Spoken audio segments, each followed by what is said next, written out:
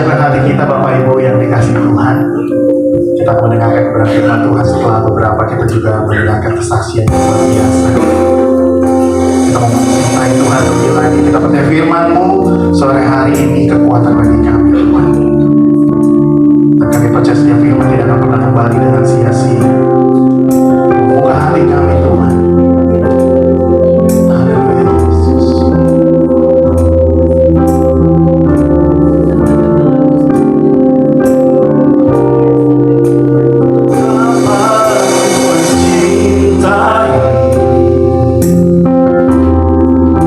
Segala yang telah terjadi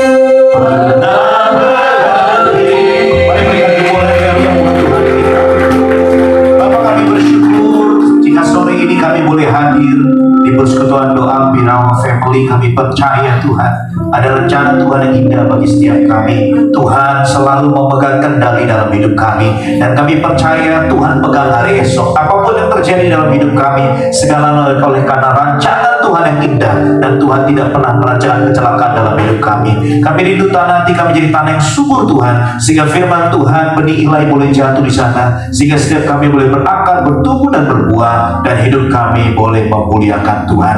Tuhan berikan kami roh hikmah dan buaya untuk mengenal Engkau dengan benar, sehingga menjadikan mata hati kami terang. Kami boleh mengerti pengharapan apa yang terkandung di dalam-Mu, dan kami orang percaya mengalami kuasa kedahsyatan Tuhan. Semua yang siap mengalami Tuhan dan dituntut Tuhan, dipakai Tuhan dengan luar biasa.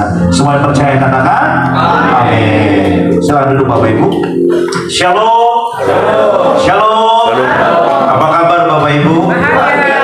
Saya percaya kabar kita luar biasa karena kita punya Tuhan Yesus yang luar biasa. Terima kasih buat Ibu Herti dan juga Bapak yang sudah mengizinkan saya, Pastor Sandi Nugroho.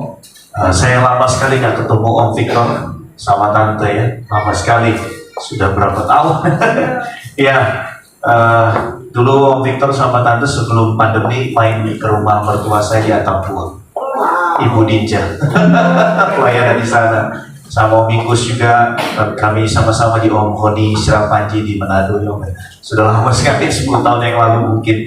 Dan saya bersyukur untuk kebaikan Tuhan. Saya dengan istri Pastor Sandi Nugroho boleh diizinkan melayani Tuhan sore hari ini. Bapak Ibu, saya percaya iman kita harus semakin kuat pada akhir zaman ini. Kondisi di luar boleh tidak baik, tetapi sikap hati kita harus terus baik di dalam Tuhan. Amin Bapak Ibu. Sebab waktu kita mengasihi Tuhan, saya percaya bukan berarti tidak ada masalah dalam hidup kita, tapi justru Tuhan mengizinkan ada pergumulan dan masalah untuk membentuk otot iman kita. Kita tidak akan pernah menjadi orang yang teruji kalau tidak pernah mengalami sebuah pergumulan atau sebuah ujian. Kita bisa dikatakan berkenan bukan berarti tidak mengalami apa-apa. Justru waktu saudara tidak mengalami apa-apa, saudara tidak mengalami sebuah ujian di dalam hidup kita. Jangan pernah berpikir menjadi orang Kristen lalu tidak mengalami badai. Sebab Tuhan berkata, dirikanlah rumah di atas batu karang supaya ada angin, banjir, badai ini engkau tetap kokoh. Amin. Amin Bapak Ibu. Saya mau katakan apapun yang terjadi, Yesus tetap cinta kita. Apapun yang terjadi, Tuhan menyertai kita. Pakar ekonomi dunia berkata bahwa tahun 2024 bahwa ekonomi dunia akan semakin gelap. Mereka lupa bahwa Yesus ahli membuat yang gelap jadi terang. Amin. Amin Bapak Ibu. Tuhan kita ahli membuat yang gelap jadi terang. Kalau kita hitung kali bagi Bapak Ibu, dari tahun 2020 sampai 2021 pandemi lewat hari ini. Kalau hari ini ada, masa hari depan tidak ada. Kalau hari ini ada, Tuhan pegang hari esok.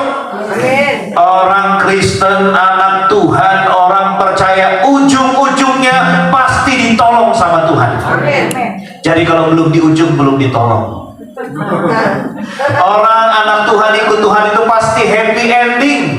Kalau belum happy, belum ending. Katakan samping kanan kirimu, belum happy, belum ending. Jangan khawatir Bapak Ibu. Amin. Ya, jangan khawatir. Kalau belum happy, belum. Nah, kalau masih susah, ya berarti masih panjang Bapak Ibu. Tuhan akan menyertai kita. Ya. Siapa yang rindu mujizat besar terjadi dalam hidupnya? Berarti siap dengan masalah yang besar. Siap nggak siap, kita pasti pulang. Betul nggak Bapak Ibu? Siapa yang percaya bahwa mati pasti masuk surga? Pejamkan mata di dunia, buka mata di surga, tinggal cilu.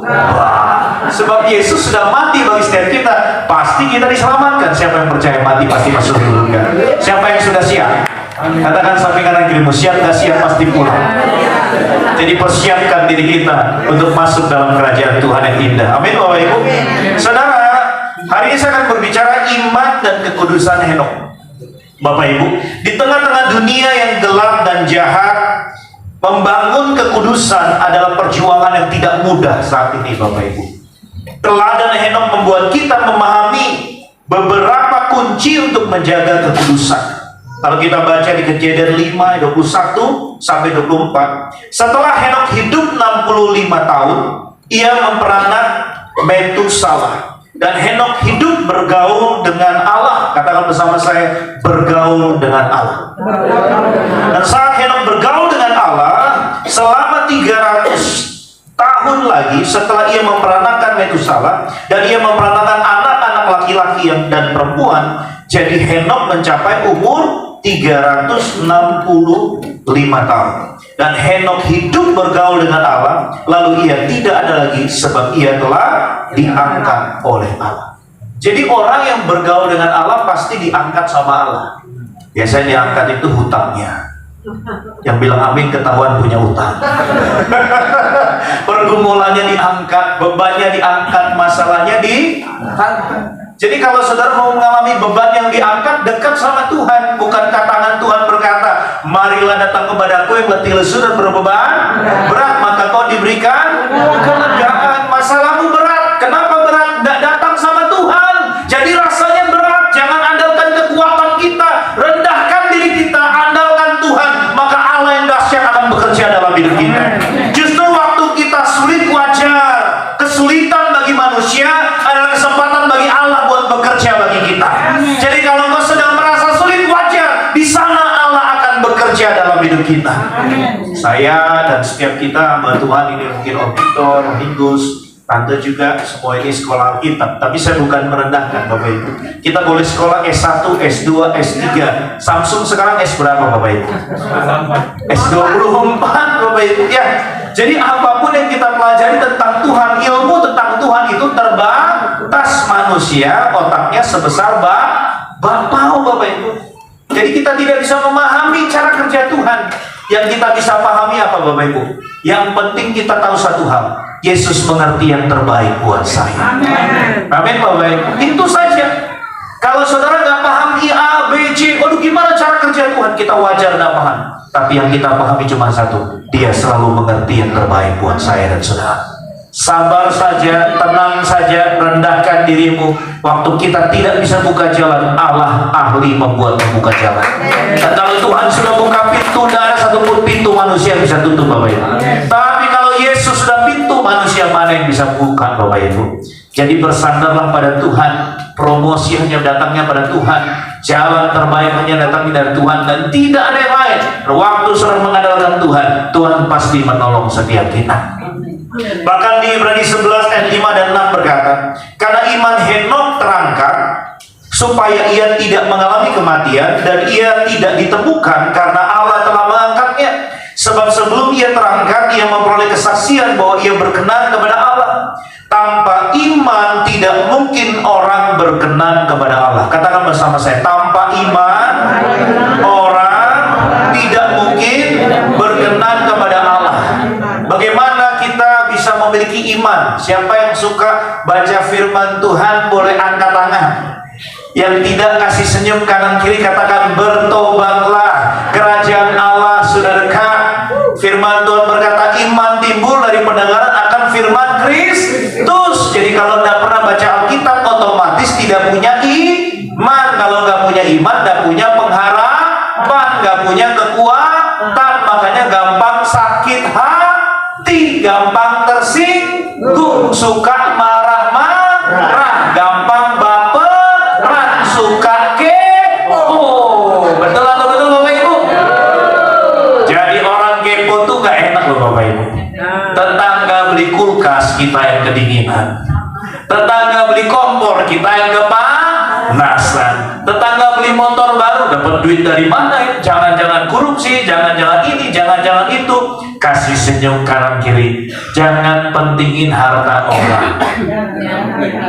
Ya, pikirkan pertumbuhan rohani kita. Boleh pegang perutnya sama-sama Bapak Ibu. Yuk sama-sama kita pegang perutnya. Jangan hanya tambahkan lemak. Mari tambahkan iman dan pengharapan kita di dalam Tuhan. Ingat, apa yang kita makan bisa jadi obat. Saudara makan sehat, hidupnya jadi sehat. Jangan banyak makan daging, nanti ke daging. Nah, jangan banyak makan babi, nanti ke babi. Ya, jangan banyak makan anjing, nanti. Nah, saudara sendiri yang ngomong Bapak Ibu. Nah, biasanya orang Batak kan suka pinter ngolah anjing Bapak Ibu ya. Makanya orang Kristen ini agak kejam. RW aja dimakan, apalagi RT, lurah, dan camat Bapak Ibu. Kalau Ampun bilang sama bisa kita makan.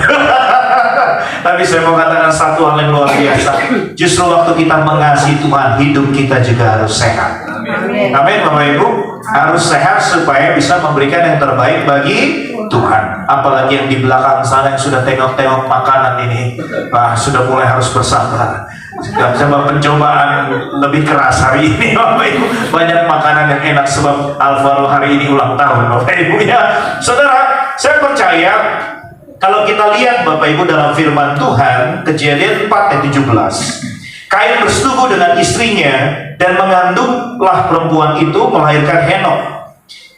Kemudian Kain mendirikan suatu kota yang dinamai kota itu menurut namanya. Nah, Bapak Ibu, ada Henok cucu Adam, yaitu adalah anak Kain Bapak Ibu. Tetapi yang terangkat ke surga ternyata bukan anak Kain. Ada dua Henok di Alkitab. Yang pertama anak Kain dan satu adalah Henok keturunan Set Bapak Ibu ya. Dan perhatikan baik-baik. Kejadian 5 ayat 18 kita baca. Setelah Yared hidup 162 tahun, ia memperantakan Henok. Ya. Ayatnya Lukas 3 ayat 7 sampai 38 berkata, anak Metusalah, anak Henok, anak Yared, anak Metusalah, anak Kenan, anak Enos, anak Set, anak Adam, anak Allah. Jadi Henok yang terangkat ke surga adalah keturunan ketujuh daripada Adam, Bapak Ibu ya, dan itu adalah keturunan dari Set. Juga di dalam Yudas 14, saudara, Yudas 1 ayat 14, Bapak Ibu, kalau kita lihat ya, juga tentang mereka Henok keturunan ketujuh dari Adam. Disinilah kebenaran firman Tuhan. Kejadian 5 ayat 23 sampai 24 berkata, jadi Henok mencapai umur 365 tahun, lalu ia tidak ada lagi sebab ia telah diangkat oleh Allah. Henok naik ke surga adalah Henok keturunan daripada Set. Jangan sampai salah Bapak Ibu ya. Dalam Ibrani 15 ayat 5 kita tahu karena iman Henok terangkat supaya dia tidak mengalami kematian dan ia telah tidak ditemukan karena Allah telah mengangkat, sebab sebelum ia terangkat ia memperoleh kesaksian bahwa ia berkenan kepada Allah. Katakan bersama saya, berkenan. Berkenan itu artinya menyenangkan Tuhan. Amin Bapak Ibu. Kalau hidup kita menyenangkan Tuhan, itu tanda kita berkenan. Waktu ada orang lain Bapak Ibu sedang membalas kejahatan dengan kejahatan, saudara tidak balas kejahatan dengan kebaikan, berarti saudara menyadari bahwa saya diciptakan dalam Kristus Yesus untuk melakukan pekerjaan baik yang Allah sudah tentukan sebelumnya supaya kita hidup di dalamnya. Amin Bapak Ibu. Jadi kita ini diciptakan Tuhan untuk melakukan kebaikan. Orang jahat tidak masalah Bapak Ibu ya, tidak masalah. Dulu rasanya kita bangga banget sama Pak Ahok ya Bapak Ibu ya. Tapi semenjak dia cerai, wah semua orang jadi sakit hati.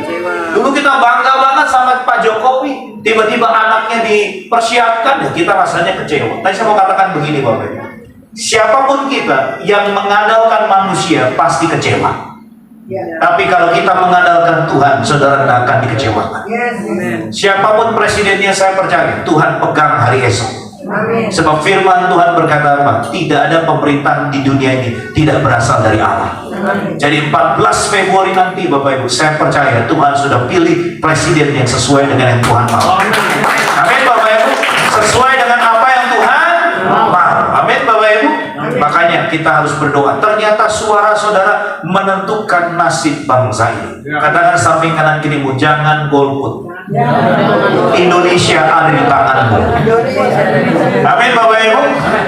Kita kalau tiga paslon begini, sebenarnya orang Kristen menentukan paling besar. Kenapa Kristen dan Katolik ini tercatat 30% di seluruh Indonesia, dan itu Kristen terbesar di Asia Bapak Ibu.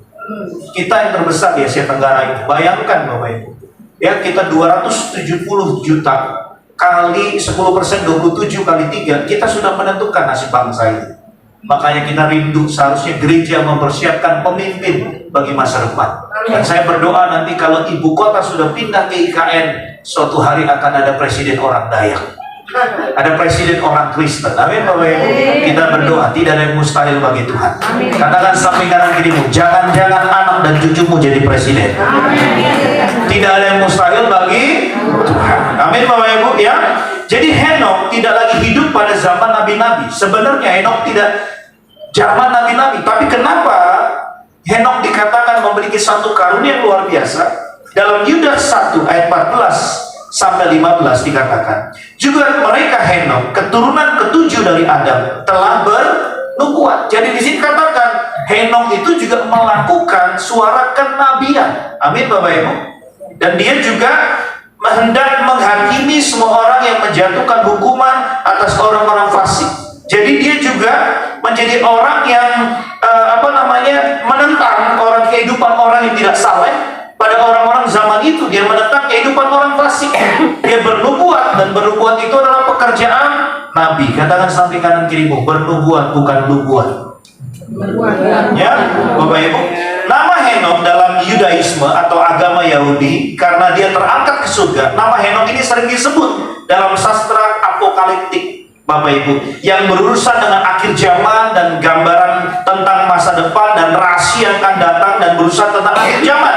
Henokh memberikan penglihatan perjalanannya ke surga. Itu katanya, kalau kita lihat ada 3 kitab yang mencantum di sini. Tetapi saya mau katakan Bapak Ibu, kitab Henokh itu memang tidak masuk dalam kanonisasi, karena ternyata kitab Henokh ini tidak semuanya ditulis oleh Henokh sendiri. Dan ini berdasarkan sejarah-sejarah yang tidak bisa diyakinkan sebuah kebenarannya, karena ini dari cerita. Kenapa dari Kejadian sampai Wahyu itu kalau kitab dikatakan dikanonisasi, karena itu diwahyukan oleh Allah. Jadi kalau saudara baca firman Tuhan, saya percaya itu adalah Allah sendiri yang berbicara bagi saya dan saudara. Yohanes 1 ayat 1 firman Tuhan berkata apa? Pada mulanya adalah firman, firman itu bersama-sama dengan Allah, dan firman itu adalah Allah itu sendiri. Kalau saudara ingin ngalami Tuhan, simple, baca firman pasti ngalami Tuhan. Amin. Suatu kali saya melayani Tuhan di Surabaya, lalu pergi ke salah satu kantor perusahaan rokok terbesar di sana, Bapak Ibu. Saya diajak ke Pandaan, lalu kita pelayan di sana. Tiba-tiba salah satu direksinya bilang gini, Pak, saya ini kok sulit tidur ya. Sering kali malam saya udah berdoa, udah dengerin firman, gak tidur. Saya bilang, Pak, coba baca firman, imani. Tiba-tiba waktu dia baca firman, Bapak Ibu, baru 1 menit baca, langsung roh ngantuk datang, Bapak Ibu. Wah, saya bilang, Pak, saya udah baca, baru 1 menit baca langsung ngantuk. Wah, itu belum dibaca aja udah ngantuk, apalagi puasanya. Amin, Bapak Ibu. Ya, jadi hari ini kalau ada banyak Bu nggak bisa tidur, baca firman. Ya, Bapak Ibu, siapa tahu Roh Kudus bekerja di dalam hidup kita. Nah, firman yang kita baca ini adalah logos. Katakan bersama saya, logos adalah firman yang tertulis. Rema adalah firman yang masuk dalam hidup saya dan saudara. Amin Bapak Ibu. Nah, firman itu tidak mungkin hanya dibaca lalu akan masuk dalam hidup kita. Tentu harus direnungkan. Kira-kira Tuhan bicara apa melalui saya? Alkitab kan fungsinya ada 4. Yang pertama adalah supaya mengajar. Yang kedua agar kita dibukakan kesalahannya. Yang ketiga agar kita memperbaiki kelakuan. Yang keempat supaya kita hidup dalam kebenaran. Firman waktu diajar begini Bapak Ibu, dia membukakan kesalahan. Dan banyak orang yang selalu salah, dia akan ulang kesalahan yang sama, kesalahan sama. Saya mau tanya Bapak Ibu, manusia kalau diberkati Tuhan, kira-kira ingat Tuhan atau lupa sama Tuhan? Lupa. Kalau udah lupa, ngalami babak belur, hidupnya habis-habisan. Kira-kira kalau bertobat diampuni nggak sama Tuhan? Nah, kalau kita minta ampun, 1 Yohanes 1:9 berkata, jika kita mengaku dosa, maka Ia setia dan adil dan akan mengampuni segala dosa kita dan menyucikan kita dari segala kejahatan. Diampuni sama Tuhan. Dan waktu manusia diampuni sama Tuhan, dipulihkan nggak Bapak Ibu? Dipulihkan, diberkati lagi nggak Bapak Ibu? Dan kalau sudah diberkati, kira-kira ingat Tuhan atau lupa lagi? Lupa lagi, babak belur lagi, bertobat lagi, dipulihkan lagi, diberkati lagi. Kira-kira ingat Tuhan atau lupa sama Tuhan? Udah berkali babak belur, Pak, saya udah nggak mau lupa sama Tuhan. Lebih baik ingat Tuhan, hidup saya aman di dalam tangan Tuhan. Siapa yang pernah mengalami babak belur Bapak Ibu? Ya, wah luar biasa. Katakan samping kanan kirimu, lawan Tuhan pasti babak belur. Ya, suatu kali di Alkitab Bapak Ibu ada tokoh di Alkitab yang naik ke atas pohon. Namanya siapa? Zakheus. Dia naik ke atas pohon tapi punya banyak uang. Bukan karena dia pendek dia naik ke atas pohon, karena dia punya banyak uang. Dia sadar dia nggak bisa beli Yesus. John Pascal berkata, dalam hati kita ada relung kekosongan, dan kekosongan itu hanya bisa diisi oleh Tuhan Yesus. Makanya Zakheus naik ke atas pohon. Sekalipun dia pendek, dia punya banyak uang, dia naik ke atas pohon dan mencari Yesus, dan dia ditemukan oleh Yesus. Hati-hati loh di tempat ini, jangan-jangan yang pendek duitnya banyak Bapak Ibu. Ya, Zakheus pada saat itu terkenal orang yang paling kikir pelit di kota itu. Dia mengimani ada Yesus dalam hidupnya. Nah, waktu dia izinkan Yesus masuk ke rumahnya, ada perubahan. Katakan bersama saya, ada perubahan. Ada pertobatan. Orang yang beriman sama Tuhan Yesus bertobat itu setiap waktu. Banyak pendeta inginnya kemuliaan, tapi merupakan penderitaan, menyangkal diri dan memikul salib. Sehingga apa yang diajar hanya tentang kemakmuran. Kalau kau tabur, kau diberkati, kau kasih per bulan. Saya mau katakan, sedang kau rajin per bulan, rajin persembahan, rajin buah sulung Bapak Ibu. Tapi kalau hatimu tidak bertobat, semuanya sia-sia. Yang Tuhan rindukan pertobatan hidup benar. Saudara Zakheus diizinkan Yesus masuk ke rumahnya Bapak Ibu. Dan apa yang terjadi dalam rumahnya? Orang yang paling kikir pelit di kota itu diubahkan Tuhan menjadi dermawan. Dia bagikan setengah hartanya kepada orang miskin, gampang susah. Saya mau tanya, setengah hartanya Zakheus, bisa Bapak Ibu bertobat ini. Hidupmu tidak benar, dapat berkat nggak benar, keuangan semua nggak benar. Kau bertobat sama Tuhan Yesus, setengah harta kau berikan pada orang miskin, gampang susah. Susah Pak, hartanya banyak Pak. Tapi Zakheus ngerti pertobatan, dia berikan setengah hartanya pada orang miskin. Dan jika pernah memeras orang, dia kembalikan berapa? 4 kali lipat. Suruh bayangkan Bapak, 4 kali lipat. Hari itu saya percaya harta Zakheus 0. Semuanya habis. Karena dia memeras orang, dikembalikan 4 kali lipat. Semuanya habis Bapak Ibu. Dan dia mulai dari 0, berjalan dengan Tuhan. Makanya Tuhan berkata, ada keselamatan di rumah ini. Saya berdoa sore ini, lihat dari kisah Zakheus yang pelit diubahkan menjadi dermawan. Kasih senyum kanan kiri, katakan, orang pelit gak masuk surga. Sebab Zakheus yang pelit diubahkan jadi dermawan. Ya, hari ini berdoa semua roh pelit dipatahkan oleh pilur darah Yesus. Dan beberapa waktu yang lalu pandemi Bapak Ibu, saya sedih sekali ada banyak pendeta jatuh dalam investasi bodong. Dan uang gereja, beberapa gereja yang cukup besar ini memasukkan uangnya dalam investasi puluhan miliar Bapak Ibu. Dan hilang begitu saja uang jemaat itu. Saya waktu tahun 2012 saya sekolah Alkitab di Sungai Betel, baru masuk 2 bulan ada pendeta tipu saya. Gara-gara diiming-iming, ini kamu masuk 2 minggu dapat 10%. Waduh, tabungan saya cuma ada 20 juta pada saat itu Bapak Ibu. Saya titipkan di pendeta ini, sampai hari ini tidak kembali Bapak Ibu. Jadi pas di pandemi orang nipu saya DNA Pro, apa itu Pro apapun itu Bapak Ibu, mau apa namanya Bitcoin, mau kripto Bapak Ibu, orang ngajak saya udah kena tipu dulu, saya nggak mau lagi Bapak Ibu. Nah saya ngomong sama beberapa teman saya, bro saya ngajakin uang jemaat dan saya kena tipu, uang saya juga hilang. Saya katakan sama dia, bagaimana kita pendeta bicara kebenaran, tapi kita merugikan uang jemaat kita. Udah nggak bisa ngomong lagi kebenaran kalau kita tidak menghidupi kebenaran yang harusnya kita bicarakan. Mentor saya cuma bilang begini Bapak Ibu, kita dipakai Tuhan bukan mengurusi dompet jemaat, kita dipakai Tuhan mengurusi iman jemaat. Amin. Amin Bapak Ibu. Itu saya bilang sama di forum pendeta waktu itu sinode, saya ngomong begini, kalau kita hamba Tuhan tidak bisa kembalikan uang jemaat, jangan bicara kebenaran. Kalau kita tahu bisnis itu beresiko, jangan ajak orang lain.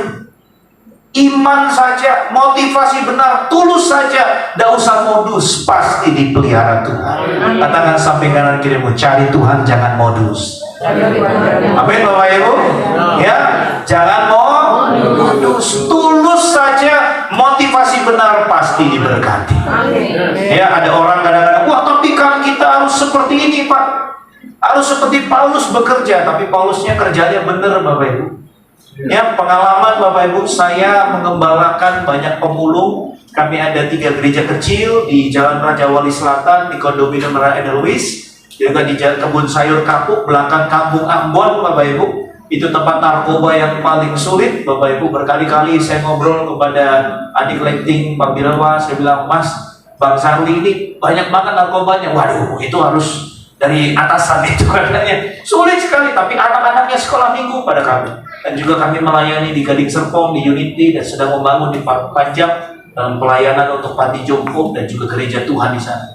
Sekalipun masih muda, tapi saya ingin memiliki warisan yang baik kepada anak-anak rohani.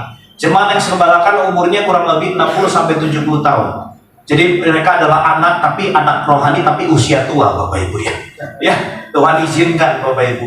Dan anugerah Tuhan saya dan istri, karena banyak jemaat. Saya masih ingat banget Pak Erastus ngomong begini kepada saya.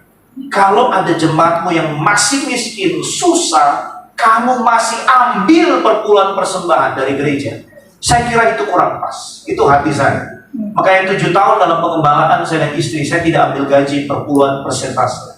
Dan keuangan itu 100%, 90% lah. Karena 10% kita harus memberikan perpuluhan juga kepada sinode. Tapi kami gunakan untuk menolong orang-orang susah, jemaat yang susah. Dan saya percaya gereja adalah untuk mengusahakanlah kesejahteraan kota. Amin. Kenapa gereja banyak diresolusi? Karena gereja tidak menjadi solusi. Selama gereja menjadi solusi, gereja tidak akan diresolusi. Dan gereja itu bukan gedung, bukan tempat, but you are the human church community. Saudara adalah komunitas manusia gereja. Katakan samping kanan kirimu, kamu adalah gereja Tuhan yang hidup. Kita mau bangun gereja 1 triliun, gedungnya nggak masuk surga Bapak Ibu. Tetapi yang harus dibangun adalah manusia. Waktu manusianya hidup benar, maka manusianya dipersiapkan untuk masuk dalam kerajaan surga. Amin Bapak Ibu. Siapa yang rindu suatu kali pulang ke rumah Bapak, ketemu Tuhan Yesus, Tuhan tersenyum atas hidup kita. Dan dia berkata, baik sekali hamba-Ku yang setia. Amin Bapak Ibu. Ya, saya rindu Bapak Ibu ada nilai kebenaran dalam hidup kita dan kita hidupi kebenaran. Belajar tulus Bapak Ibu. Suatu kali saya ditawari sama manajer asuransi. Wah Pak Sandi ini kan ke kota-kota pelayanan, ketemu banyak orang-orang hebat, masuk asuransi, jadi agent asuransi. Istri saya bilang, kamu jadi agent asuransi, orang nggak mau ketemu kamu lagi karena kamu bukan nawarin firman, nawarin asuransi. Repot Bapak Ibu. Habis itu di dalam gereja haleluya, di luar gereja lupa. Lalu halilintar mengingatkan kita. Tulus saja, tidak usah modus, pasti diberkati Tuhan. Beberapa waktu yang lalu, satu keluarga membantu untuk istri saya bisa mendapat keajaiban punya paspor Bapak Ibu. Setelah paspor itu keluar 1 hari, ada bupati dari Gunung Mas, Kak Jaya, hubungi saya. Pak Sandi, boleh nggak berangkat ke Israel setelah pemilu? Saya bilang, waduh Kak, mohon maaf Kak Anda. Kalau mau ke Israel minimal 30 hari, dan ini mepet banget, nggak bisa. Saya bilang, kalau mau bulan depan. Saudara bilang gini, oke, berapa minimal berangkat? 10 orang. Wah, tapi ini mahal sekali. Tidak peduli masalah uang. Karena ini tabungan pribadi dan saya membangkitkan keluarga saya. Dan saya ingin memberkati orang tua saya. Dan akhirnya Bapak Ibu, saya paspornya sudah ada, akhirnya kami sudah deal dan tinggal berangkat. Ternyata ada 2 kakek nenek yang paspornya terlambat. Wah, saya berdoa, Tuhan gimana? Karena kalau sudah di-apply dan tidak jadi berangkat, harus mundur 2 bulan lagi. Dan ini mau dibayar. Dan saya ditelepon, Pak tolong pergi ke Medit ambil uang. Saya pikir uang untuk 1 orang, ternyata 10 orang. Hari itu baru saya lihat uang 1,5 miliar Bapak Ibu. Sekalipun pendeta hati juga deg-degan Bapak Ibu ya. Wah, saya ambil, saya bawalah ke bank besoknya. Waktu itu malam itu kursnya kita deal 15.900. Ternyata besok saya bawa ke bank, kursnya turun 200 rupiah. Dari 200 rupiah itu, saya memang bilang bahwa karena ini mepet, turunnya semua dikasih murah, Jadi Pak Sandi tidak dapat persembahan kasih. Saya bilang tidak apa-apa. Kami berangkat ke Israel saja sudah anugerah. Sebab paspornya juga ditolong orang, tiketnya juga semua diberkati orang, dan semua sudah anugerah. Ternyata Bapak Ibu, saya setor ke sana, ternyata kursnya turun $200, $200. Dari $200 ini menjadi 6.950.000. Nah, setelah ada uang ini, ternyata saya hari Minggu kemarin ngomong bahwa hari Kamis ini saya akan ajak jemaat-jemaat pemulung semuanya ke jembatan gantung Lembah Purba di Sukabumi. Belum punya uang tuh Bapak Ibu. Tapi saya punya iman membawa jemaat 58 orang ke Lembah Purba. Dari situ dihitung elefnya, beberapa mobil, 2.500.000.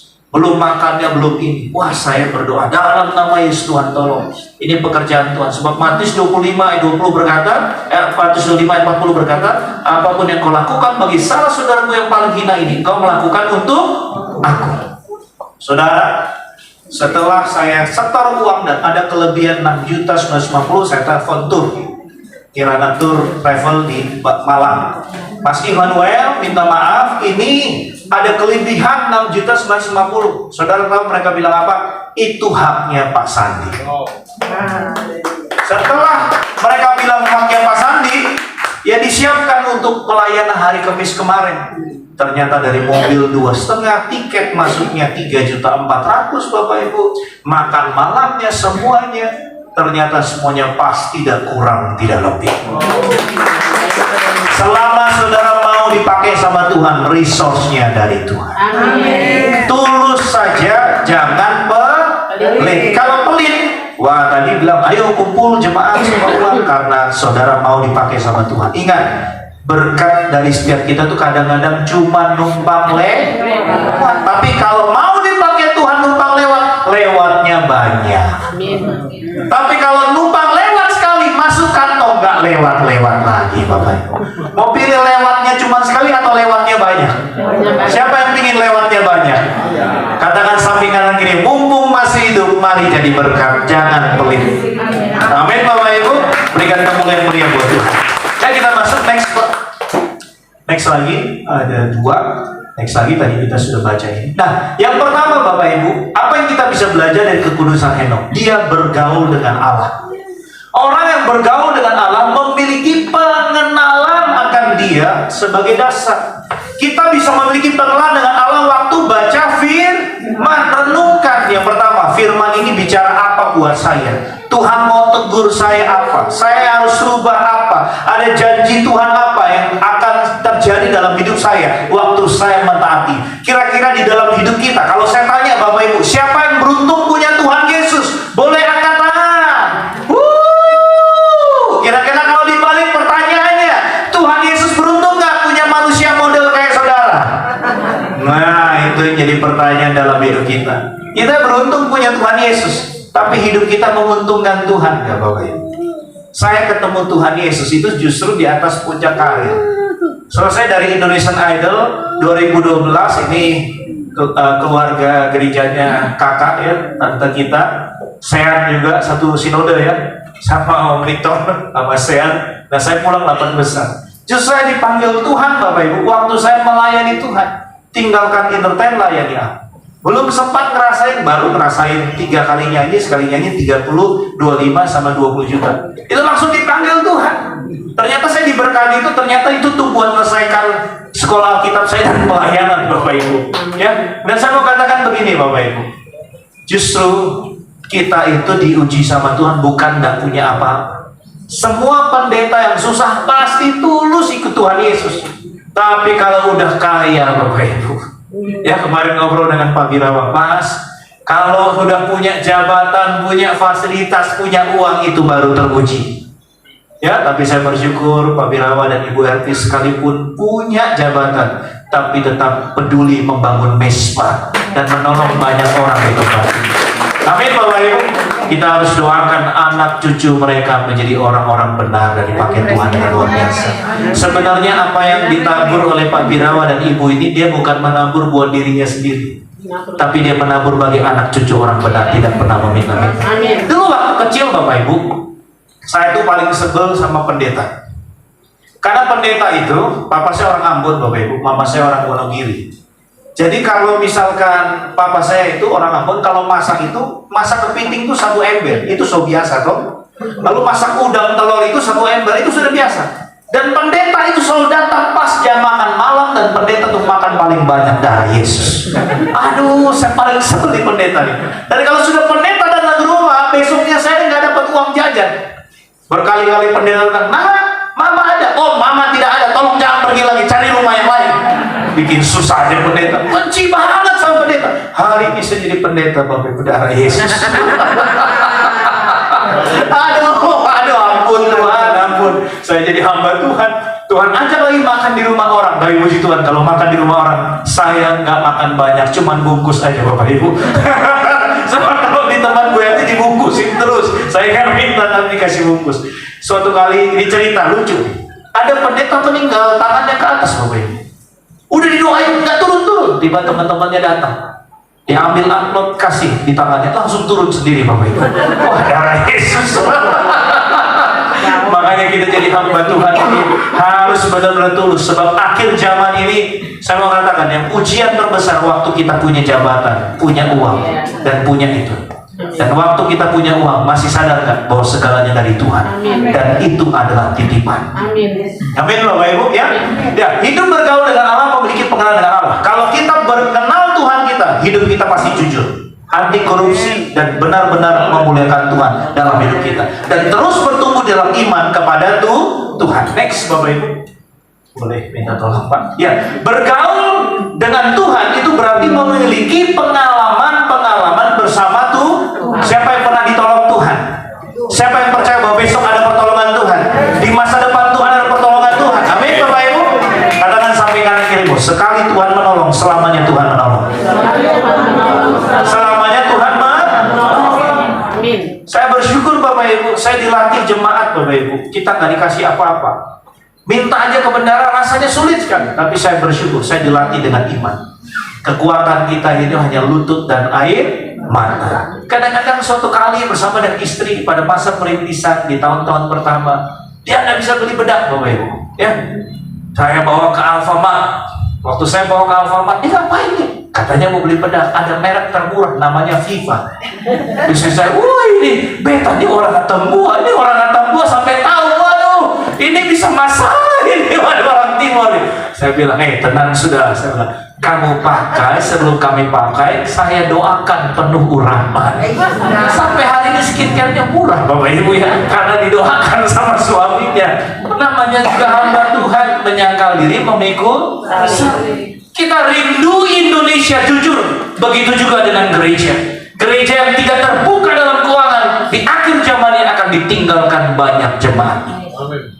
Saya percaya Bapak Ibu, gereja Tuhan harus berjuang sungguh-sungguh dalam kemurnian. Sebab anak muda ke depan itu generasi Z, itu adalah generasi yang melihat apa yang dikerjakan oleh gereja, apa yang dikerjakan oleh gembala. Dan saya selalu bilang sama jemaat saya, kalau gembalamu bertobat, semua pasti bertobat. Bertobat itu dimulai dari gembalanya dulu, kepalanya dulu. Kalau kepalanya bertobat, semuanya pasti bertobat. Kepalanya merendahkan diri ke bawah, pasti merendahkan diri. Saya taruh diri saya sebagai kacung, hamba dulos, hamba yang tidak berguna, yang menaati perintah Tuhan.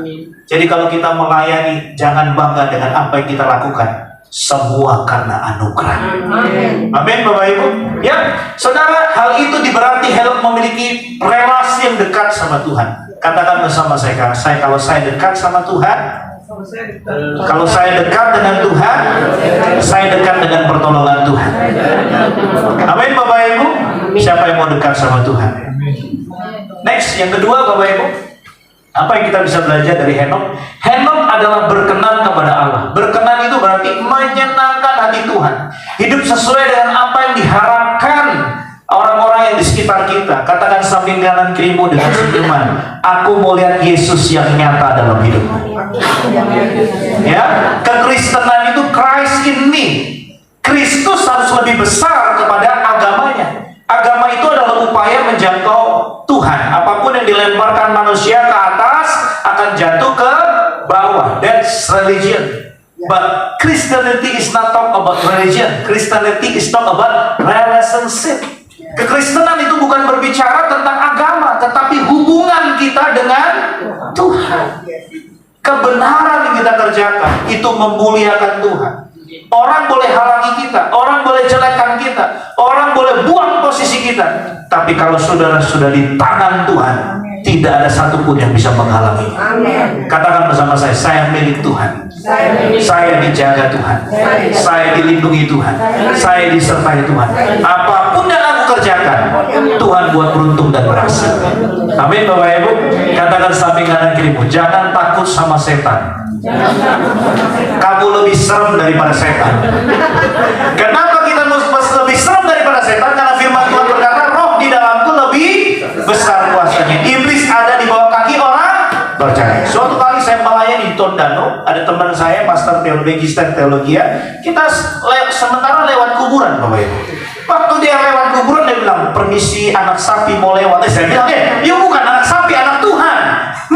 Masa bilang anak sapi mau lewat? Kita anak Tuhan. Status kita adalah anak Tuhan. Saya, saudara, adalah anak Tuhan. Kita bukan hanya mewarisi fasilitas surgawi, tetapi kita mewarisi warisan apa yang Yesus kerjakan. Apa yang berkenan kepada Allah. Kita mengabarkan kabar baik. Jadikanlah sumbangsa muridku, baptislah mereka atas nama Bapa, Putra, dan Roh Kudus. Maka ajarkan apa yang kuperintahkan padamu, dan aku akan menyertai kau sampai akhir zaman. Siapa yang ingin mengerjakan keselamatan dengan takut dan gentar? Katakan samping kanan kirimu, menangkan jiwa bagi Tuhan. Jangan cuma egois, egosentris, pentingkan diri sendiri. Harus kristosentris. Kristus lebih besar, menguasai hidup saya, sehingga saya dipakai untuk memenangkan jiwa bagi banyak orang. Katakan samping kanan kirimu, kamu adalah penjala manusia. Next. Yang kedua Bapak Ibu, hidup berkenan bisa kita jalani dengan taat dan setia melakukan apa yang dikehendaki Tuhan. Jangan punya agenda sendiri, nanti babak belur. Lebih baik hidup mengerjakan agenda Tuhan. Ya Bapak Ibu, kehendak Tuhan bisa ditemukan di dalam firman-Nya. Jadi kalau nggak pernah baca firman, bagaimana mengetahui kehendak Tuhan? Katakan samping kanan kirimu, yuk baca firman Tuhan. Jangan sampai firman itu cuma ditulis di nisan Bapak Ibu. Di nisan pemakaman, terlambat Bapak Ibu. Harus kita baca sebelum ada di nisan pemakaman kita. Ya, akhir zaman itu, waktu saudara pulang ke rumah Bapak, saya percaya saudara mewariskan nama baik. Amin Bapak Ibu. Saudara mewariskan warisan kerajaan Allah bagi anak dan cucu. Sehingga orang lihat oma dan opa itu adalah orang yang beriman dalam Tuhan dan hidup sungguh-sungguh melayani Tuhan. Itu menjadi warisan yang terbaik bagi kita. Mengenalkan Tuhan kepada anak cucu kita. Semakin hidup kita selaras dengan firman Tuhan, semakin kita berada dalam posisi yang berkenan di hadapan Tuhan. Sehingga orang tetangga kita depan belakang, namanya orang Kristen dibenci sudah biasa. Namanya orang Kristen dihina sudah biasa. Namanya orang Kristen melayani Tuhan tidak diingat sudah biasa. Kita nggak bisa jaga hati dan mulut orang, yang kita bisa jaga hati dan mulut kita. Katakan samping kanan kirimu, jaga hati. Sebab Tuhan mau pakai engkau dengan luar biasa. Next, yang terakhir Bapak Ibu. Wah, ini kalau dengar yang terakhir, puji Tuhan bentar lagi makan malam. Haleluya. Ya, hidup sungguh-sungguh mencari Dia. Bapak Ibu, pengertian mencari di sini bukan berarti masih belum menemukan, tetapi memprioritaskan relasi dengan Tuhan untuk memperoleh pengenalan dengan Tuhan. Next. Di Ayub 42 Bapak Ibu, Ayub itu adalah orang yang saleh akan Tuhan, takut akan Tuhan. Kira-kira ada kurangnya nggak Bapak Ibu? Tidak ada. Tapi kenapa Tuhan izinkan ada pencobaan? Di Ayub 42 firman-Nya berkata, Ayub mencabut segala perkataannya. Dia berkata, hanya dari kata orang saja aku mendengar tentang engkau, tapi saat ini aku melihat engkau. Kata melihat arti mengalami. Kalau kita mengenal Tuhan, harus mengalami Tuhan. Dan waktu sudah mengalami Tuhan, pemulihan terjadi dalam hidupmu. Firman Tuhan berkata, jika kau mencari aku, engkau akan menemukan aku. Jika kau menaikkan aku dengan segenap hatimu, maka aku akan memulihkan keadaanmu. Siapa yang berdoa sampai nangis-nangis waktu ibadah? Sampai Tuhan, aku mau ketemu sama Tuhan. Saya minta maaf nih Bapak, saya minta maaf. Mungkin kalau Pak Birawa kemarin jadi calon Pak Andika jadi wakil presiden lebih bijaksana lah, saya pasti debatnya ya. Saudara, tapi saya lihat nih calon-calon capres ini kayak anak sekolah minggu Bapak Ibu ya. coba contoh nih, benar saya lihat kok kayak anak sekolah minggu ya. Jadi misalnya contoh nih Bapak Ibu, kalau misalkan begini, anak sekolah minggu ada yang beli tas baru, lalu anak kita, "Mama, aku dihina katanya nggak beli tas baru." Lalu dia protes sama mamanya. Wajar nggak kalau anak sekolah minggu iri hati Bapak Ibu? Wajar nggak? Wajar. Lalu anak sekolah minggu kalau berantem, buk kira-kira anak sekolah minggu habis berantem main lagi nggak Bapak Ibu? Nah, emak bapaknya kalau di gereja berantem malah tidak main lagi, malah pindah gereja. Benar nggak Bapak Ibu? Nah, pantas ya. Kalau yang udah usia tua di ibadah raya ini Bapak Ibu masih ada iri hati, baperan, sakit hati, gampang tersinggung, suka kepo. Pantasnya di sekolah minggu atau ibadah raya? Pantasnya di sekolah minggu atau ibadah raya? Wah, berarti kita serukan ya. Nanti harus buka lagi bukan ibadah raya usia tua, tapi sekolah minggu usia tua. Sebab usianya tua, karakternya masih kayak anak sekolah minggu. Benar atau benar Bapak Ibu? Katakan samping kanan kirimu, ingat kamu ini seharusnya pengajar, bukan diajar lagi. Amin Bapak Ibu. Ya, kita ngelihat Indonesia ini lucu ya, seperti itu. Saya berdoa Tuhan pilih presiden yang terbaik. Amin Bapak Ibu. Ya, mencari Tuhan juga menunjukkan keaktifan kita sebagai muridnya, bukan pasif menunggu dan berdiam diri. Mencari Tuhan berarti mengutamakan Tuhan dan setiap segi kehidupan, mendengar suaranya, mencari kehendaknya, menerima tuntunannya, dan bersedia ditegur. Amin. Saya melihat orang yang paling sayang sama saya itu adalah istri saya. Itu artinya orang yang paling sayang sama kita adalah orang yang menegur kita. Kalau saya punya staff Bapak Ibu, dia pasti nggak berani negur saya. Kenapa? Karena saya gak gaji.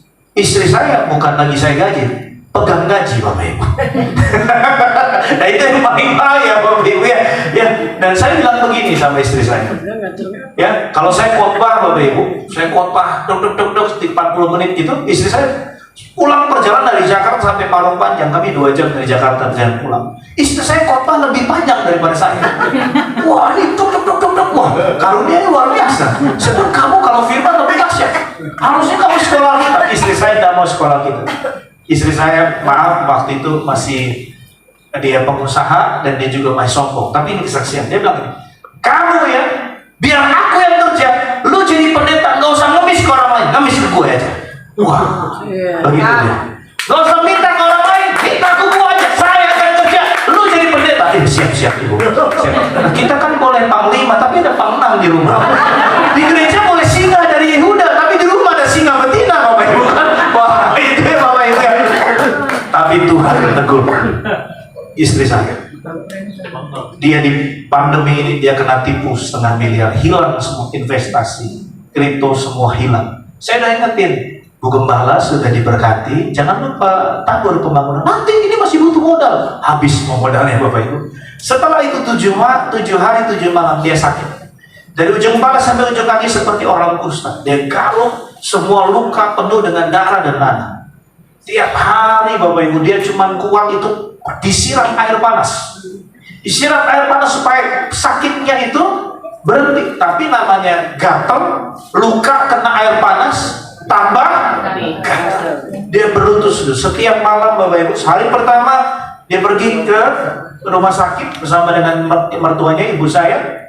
Sekali ke rumah sakit, darah Yesus Bapak Ibu, obatnya 2.800.000, periksanya semua tes laboratorium semua total 6,5 juta.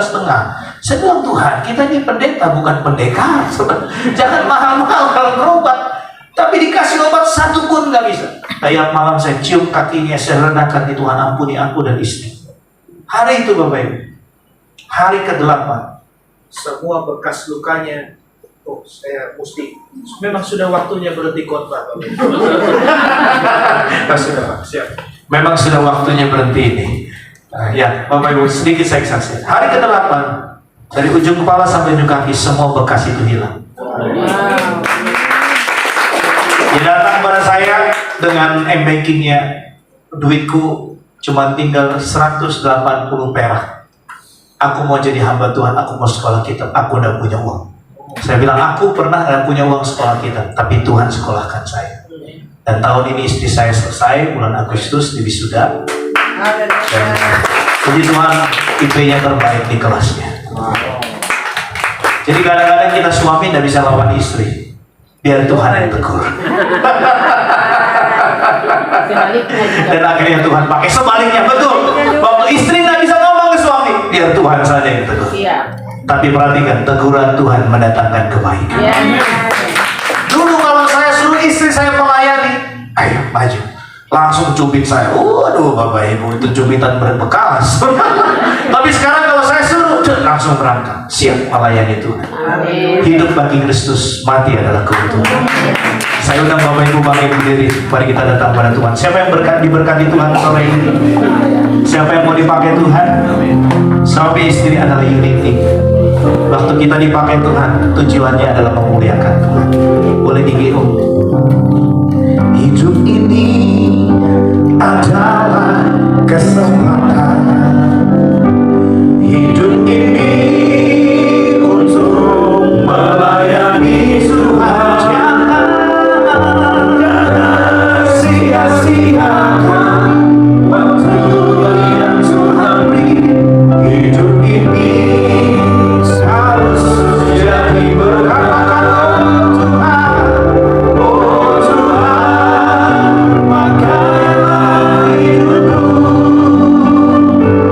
Selagi aku masih hidup, bukan hanya kuat, masih hidup Tuhan memakai. Bila saatnya nanti ku tak percaya lagi, hidup ini sudah jadi kata-kata Tuhan. Oh Tuhan, pakailah hidupku. Selagi aku masih hidup, bukan hanya masih kuat. Bila saatnya nanti ku tak percaya lagi, hidup ini sudah jadi berkat. Mari pejamkan mata Bapak Ibu. Saya minta maaf, saya mohon ampun, saya tidak lebih dari setiap Bapak Ibu. Tapi kerinduan kami sebagai hamba Tuhan, pendeta kacungnya Tuhan, hanya merindukan satu, selubung yang membutakan saudara dibukakan dan hatimu kembali kepada Tuhan. Kita beruntung punya Tuhan Yesus. Tapi pertanyaan, apakah Tuhan diuntungkan dalam hidup kita? Apakah saudara mau kerjakan bagian, yaitu mengandalkan Tuhan? Bapak Ibu, di akhir zaman ini, siapa yang tidak bisa merendahkan dirinya, yang masih hidup dalam kesombongan, engkau akan kehilangan. Saudari Ayub berkata, Tuhan tidak mau, Tuhan akan melenyapkan kesombongan seseorang supaya orang itu tidak jatuh dalam kematian atau kebinasaan. Kalau engkau bisa rendah hati, maka akan ada banyak hal yang dahsyat Tuhan percayakan dalam hidupmu. Tapi kalau engkau tidak bisa rendah hati, akan ada banyak hal yang hilang dalam hidupmu. Maukah hari ini, jika ada kesombongan dalam hidupmu, ada keangkuhan dalam hidupmu, saudara berkata, Tuhan ampuni aku, ampuni setiap aku. Hidup ini anugerah kok, nggak ada satupun yang bisa saya sombongkan. Semua karena pertolongan Tuhan, bukan karena kepintaranku, semua karena hikmat dari Tuhan. Hari ini saya mau katakan, Tuhan melihat apa yang kita kerjakan di dunia ini. Semuanya Dia lihat, Dia perhatikan, Dia uji. Apakah gerangan manusia kau anggap agung, kau datangi setiap saat, dan kau uji setiap waktu. Itu adalah firman Tuhan. Bapak Ibu, yang kedua Bapak Ibu, sikap hati kita bukan hanya rendah hati. Saudara bisa rendah hati, akan ada banyak hal yang Tuhan percayakan dalam hidup. Tapi kalau saudara bisa merendahkan diri di bawah kaki Tuhan, akan ada banyak yang Tuhan bukakan dalam hidupmu. Ambil komitmen yang baru.